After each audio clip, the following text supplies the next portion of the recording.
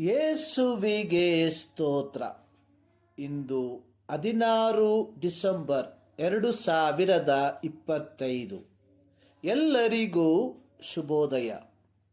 ಈ ದಿನದ ಧ್ಯಾನ ಭಾಗ ಪೇತ್ರನು ಬರೆದ 2ನೇ ಪತ್ರಿಕೆಯ ಮುನ್ನುಡಿ. ಪೇತ್ರನು ತನ್ನ ಮೊದಲನೆಯ ಪತ್ರಿಕೆಯನ್ನು ಪೀಡನೆಗಳ ಫಲವಾಗಿ ಪೊಂತ, ಗಲಾತ್ಯ, ಕಪದೋಕ್ಯ, ಆಸ್ಯ, ಬಿಥುನ್ಯ ಎಂಬ ಸೀಮೆಗಳಲ್ಲಿ ಚದರಿ ಹೋಗಿರುವ ದೇವಜನರಿಗೆ ಕೆಲವು ಸಾಂತ್ವನದ ಮಾತುಗಳನ್ನು ಮತ್ತು ಚದರಿ ಹೋದ ದೇವಜನರು ಪಾಲಿಸಬೇಕಾದ ಕೆಲವು ಸೂಚನೆಗಳ ಕುರಿತಾಗಿ ಬರೆದಿರುವಂಥದ್ದನ್ನು ನೋಡಿದ್ದೇವೆ. ಪೇತ್ರನು ತನ್ನ 2ನೇ ಪತ್ರಿಕೆಯನ್ನು ಬರೆಯುವಂಥದ್ದು ಸಭೆಯೊಳಗೆ ಎದ್ದೇಳುವ ಸುಳ್ಳು ಬೋಧಕರಿಂದ ಉಂಟಾಗುವ ಕಿರುಕುಳದ ಬಗ್ಗೆ. ಅಪೊಸ್ತಲರ ಕಾಲದಿಂದಲೇ ದುರ್ಬೋಧನೆಯು ಸಭೆಯಲ್ಲಿ ಪ್ರವೇಶಿಸಿರುವಂಥದ್ದನ್ನು ಕಾಣುತ್ತೇವೆ. ಅಪೊಸ್ತಲರ ಕೃತ್ಯ 15ನೇ ಅಧ್ಯಾಯದ ಕಾಲಘಟ್ಟಗಳಲ್ಲಿ, ಅಂದರೆ ಪೌಲನ ಮೊದಲನೇ ಮಿಷನರಿ ಪ್ರಯಾಣದ ಕೊನೆಯ ಗಳಿಗೆಯಲ್ಲಿ, ಅನ್ಯ ಜನರಿಂದ ಅನೇಕರು ಕ್ರಿಸ್ತನನ್ನು ಅಂಗೀಕರಿಸಿದರು.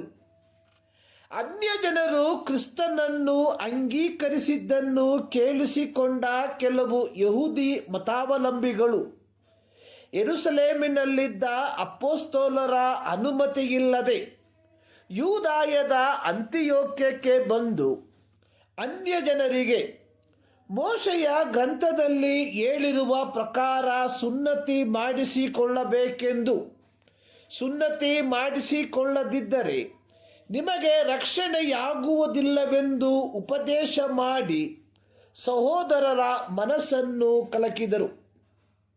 ಪೌಲನು ಗಲಾತ್ಯ ಸಭೆಗೆ ಪತ್ರಿಕೆಯನ್ನು ಬರೆಯುವಾಗ ಅಲ್ಲಿಯೂ ಸಹ ಪೌಲನು ನೇಮ ನಿಷ್ಠೆಗಳಿಂದಲ್ಲ, ನಂಬಿಕೆಯಿಂದಲೇ ರಕ್ಷಣೆ ಎಂಬುದನ್ನು ಪ್ರತಿಪಾದಿಸುವಂಥದ್ದನ್ನು ನೋಡುತ್ತೇವೆ. 2ನೇ ಮತ್ತು 3ನೇ ಶತಮಾನಗಳ ಕಾಲಘಟ್ಟಗಳಲ್ಲಿ ಯೇಸು ಕ್ರಿಸ್ತನ ಮನುಷ್ಯಾವತಾರವನ್ನು ನಿಷೇಧಿಸುವಂಥವ ನಾಸ್ಟಿಸಿಸಮ್ ಎಂಬ ಜ್ಞಾನವಾದವು ಪ್ರಾಬಲ್ಯಕ್ಕೆ ಬಂದವು. ಯೋಹಾನನು ತನ್ನ ಮೊದಲ 2 ಪತ್ರಿಕೆಯನ್ನು ಬರೆಯುವಾಗ ಯೇಸುವು ಕ್ರಿಸ್ತನಲ್ಲ ಎನ್ನುವವನು ಸುಳ್ಳುಗಾರನು, ಯಾವನಾದರೂ ತಾನು ತಂದೆಯನ್ನು ಮಗನನ್ನು ಅರಿಯನು ಎಂದು ಹೇಳಿದರೆ ಅವನೇ ಕ್ರಿಸ್ತ ವಿರೋಧಿ ಎಂದು ಬರೆದಿರುವಂಥದ್ದನ್ನು ನೋಡುತ್ತೇವೆ.